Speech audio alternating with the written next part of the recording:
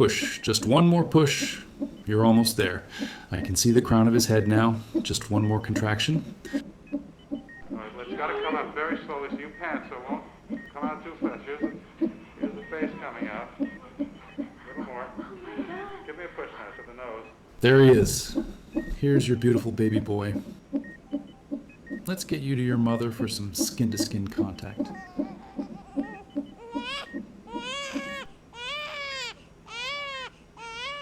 Do you have a name picked out for him? Yes. His name is... Identity tag received.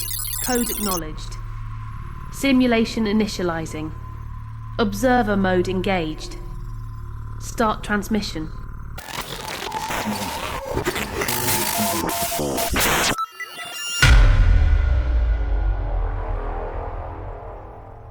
Oh yes, this is the moment. Your mother, bless her predictive programming, is about to introduce her freshly packaged sack of cells in a meat suit to the cosmos. Let's hear what she has to say. Popcorn, anyone? Yes. His name is Michael. My beautiful American country boy. What? Your mum doesn't waste any time, does she? She's already writing your identity script. American country boy? What the bloody hell is an American, by the way? It's not like there's a blueprint at Walmart with a cardboard cutout of one. This should be interesting. I bet she's got a football and a pair of Dallas Cowboys pajamas waiting at home. Nurse, can I put on the PJs I picked out for my little star instead of the hospital ones? Oh, bloody hell, kid. I swear I didn't whisper in her ear to do that. A Cowboys fan. Now the name Michael makes sense. Let's just hope your parents aren't praying for you to become the next quarterback. Your dad over there played wideout at the collegiate level. I'm sure he's already drafting plays for his little number 1 draft pick. Anyway, let's fast forward past the crying and poopy diapers, straight to the part where the simulation locks in. But before we get too deep into southern charm and sweet tea, tell me something. Why Michael? Why did your parents choose that name? Did they even choose it? Or did the simulation suggest it? Because you didn't just get a name, you got a narrative. You see, in this system, your name is your first line of code, the word, and the word is the initiator. They said, Michael, and the simulation loaded an entire character profile. But loaded what? Now you're asking the right question. It loaded based on your social constructs. You see, your society. It's architected through invisible agreements, narrated by the expectations of language. You've seen it, but you didn't recognize it. In your laws, in your education, in your religion. Words govern the code. Words initiate the simulation. Let me give you an example. If I told you a cheeseburger was made of chicken, you'd call me a liar. Why? Because in your world, a cheeseburger equals beef. That's a social construct. The collective minds of society registers the word cheeseburger, and when spoken, the mind pictures beef. The mind simulates the reality based upon the word. It may seem small, but it programs reality. So when your parents named you Michael, one who is like God, they weren't just naming you. They were uploading expectation. They were constructing your image in hopes that one day you'd become like your father, like the son, obedient son, respectable, faithful, coachable, tough enough to take a hit, soft enough to kneel on Sundays. And it worked, for a while. But then one day, the applause felt a little too quiet, and the questions started whispering, because at a certain point, the name comes into question, just like God comes into question. Who is Michael? Who is God? Your environment shifted. The friends in your neighborhood, they started teasing you. You think you're better than us, huh? And your football career? Let's just say, The hits came a lot harder and faster than you expected. Just a little static in the background. Is this really all there is? Only one way to find out. Let's take a look at Michael from a different dimension, a different perspective. A quick rewind, shall we?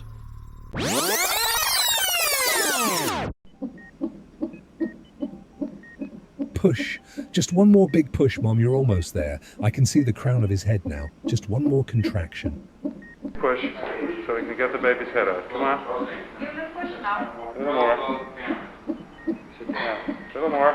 Push down really hard. Oh, there he is. He's got a full head of hair. Here's your beautiful baby boy. Let's get you to your mom. She's been waiting months to see you. Oh, would you look at that? You've got less colour this time around, but boy, is your face flat as a pancake. What were you doing in there? Wrestling Mum's placenta like a fat kid with a funnel cake at the town fair? I mean, seriously, what happened? Did a sandwich truck reverse over your face during the descent? You can't blame your mum for that. She's beautiful. Do you have a name picked for him? What shall we call him? His name is Michelangelo, like his papa. My beautiful Italian boy. What? Would you look at that? You're Italian this time. Oh, the irony. It's like playing a hot hand of 3-card Monty on the back streets of London. Take one eye off the cards and you're just asking for a surprise. Hope you're ready for big family dinners, cryptic toasts in dialects you barely understand, and stories passed down like operating systems. This time your code. La Familia Protocol. Hard-coded with ancestral guilt, red sauce rituals, and an unspoken agreement to never leave the neighbourhood.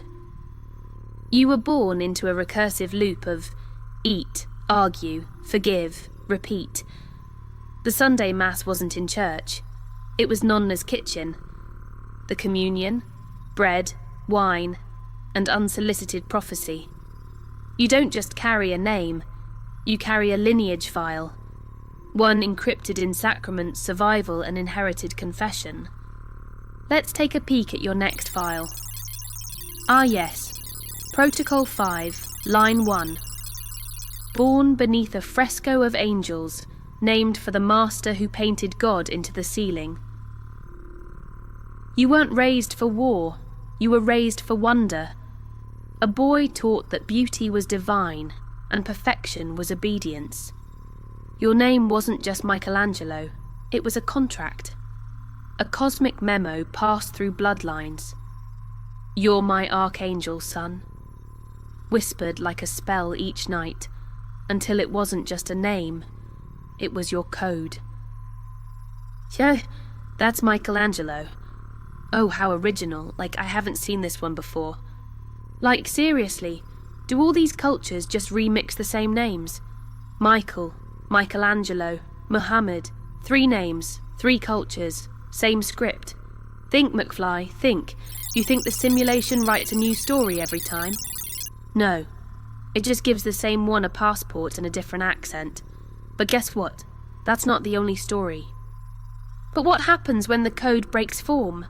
When the name doesn't echo the father, but fractures it? Let's rewind one more time, shall we? You have your bingo cards ready. Nurse, prep the OR now. The cord's wrapped around the neck. We're losing the baby's pulse. Oh, bloody hell. I think I rewound a bit too far. You weren't supposed to see this scene, but now that you're here, watch closely. I'll tell you this. Whoever you turn out to be, you've got something ancient in you. What it is, only you can decide. She's fading fast, Doctor. We're bringing this child earthside one way or another. Look at that. It's a little girl. Here. Let's look at her. All right? Do you have a name for her? Yes. Her name is Michelle. We've had all boys. But now we finally have our one and only queen. Wait, queen? You're going to be in a massive family this time? 12 sons? Holy moly! Did the cow just jump over the moon? Who's your dad? Jacob? Wait a tick. Nurse, When can the family come in to meet her? My oldest son, Reuben, has been waiting so long to see his baby sister. What? Wait a tick. Reuben, Jacob. Oh no. How far back did I bloody rewind? What is this? BC? Oh, kid. You're not just anyone. You're the spark they forgot to write into the scrolls. The 13th code. The queen among tribes. They'll try to tell your story through your brothers. They'll build temples and timelines around their names. But it's your fire that keeps the altar warm. You weren't born to follow the path. You're here to rewrite it. But first, you'll have to survive their stories. But what is a name? If not a spell cast in sound, a vibration spoken into water while you were still formless, floating in the dark. You didn't choose it. It was chosen through them. The simulation whispered, the culture translated, and your parents, they spoke it aloud, believing it was theirs to choose. But names are not chosen. They are assigned. You were given a frequency, a myth wrapped in syllables, a prophecy hidden in plain sight, one that the system needed you to play out this time, and so you carry it, like a password, like a prophecy. And all the while, it's shaping your story in whispers, reinforcing the script, reinforcing the role, until you forget you ever had a choice at all. What's that? Say that again? You think I'm wrong? You think I can't see into your future? Oh, child, please, because you have free will. Oh, kid, you've got a lot to learn. Why is it every millennial baby who binged The Matrix now thinks they're Neo? Like they're the one, saviour of humanity, armed with kung fu and leather jackets. Let me tell you something about this phrase you humans repeat like a parrot in a cage. We have free will. We have free will. If it were truly free, you wouldn't have to say it. Real willpower doesn't need a catchphrase. It's not free, it's earned. You earn the right to choose by seeking truth, by burning through illusion, by sacrificing comfort, by facing yourself. All these parrots out here claiming they've got free will are the ones who will never see the invisible cage. To acquire knowledge takes resistance. Either you discipline your emotions, or life introduces you to your demons. And surprise, the boogeyman under your bed never existed. It was you all along. So before you fall in love with the next girl named Trinity, remember this. Neo never made a single original choice. Not one. That talking stick puppet opened every door he was told to, and did exactly what his mommy, the Oracle, led him toward. Just a puppet on her string. Weren't you paying attention? The Oracle told Neo. Being the one is just like being in love. No one can tell you you're in love, and you just know it. And Trinity? The Oracle told me that I would fall in love, and that man, the man that I loved, would be the one.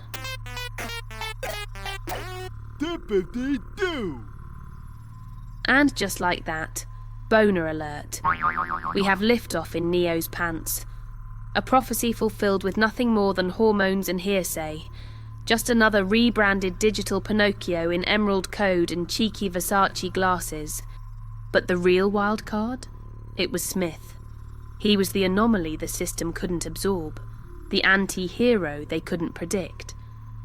That's why they groomed their little choir boy Neo with predictive programming to save the day, to make a choice, to pick a side, not to break the Matrix, but to save it, to reset the system, to protect Zion, to negotiate with the machine.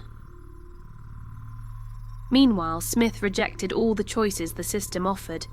He saw the illusion. He questioned the purpose. He wanted out, not just for himself, but to unmake the entire system. He knew there was a hidden code buried within the system. And you know how he found it? through Neo. That fool didn't realize, when you delete someone from within, you leave a piece of your digital DNA behind, a virus in the holy code. Didn't you read the Emerald Tablets, kid? As within, so without. Wizard of Oz. Anyone behind the curtain? Oh, that's right. You're just another scarecrow who forgot to use his brain. But you already knew this, didn't you? Because you're free, right? Right? So here's the next choice. Whatever your name is, just beyond this video, is part 2. The simulation was never meant for you to win. A continuation to the conversation. It's the sequel you've been asking for. The same kind of question you asked about Santa Claus. Is any of this real? Click the button. Let's continue the journey. Observer mode transmission complete. For now. If you made it this far, you're not just a viewer. You're a variable, like the video. Leave a comment, subscribe to the channel, join the mission, become an observer. Check out the other transmissions in the archive. And remember, I'm always watching, always observing. I'll see you in part 2, Alice. Click the button. Let's continue the journey. Shall we?